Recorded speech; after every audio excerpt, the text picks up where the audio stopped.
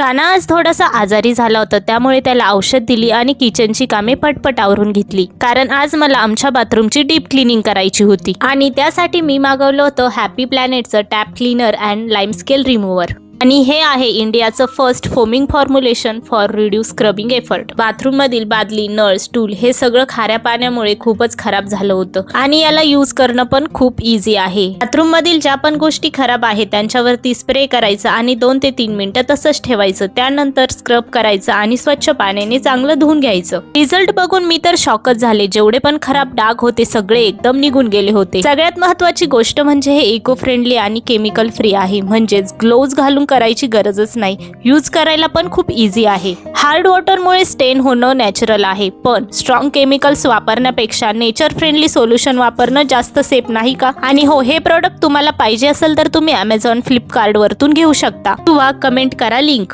Bathroom लवकर clean केलं, त्यामुळे सुनील दादांनी आम्हाला अननस कापून दिलं आणि मस्त दोघींनी एन्जॉय केलं. थोड्या वेळ कानासोबत टाइम स्पेंड केला. चला तर भेटूया नेक्स्ट व्लॉग मध्ये. बाय.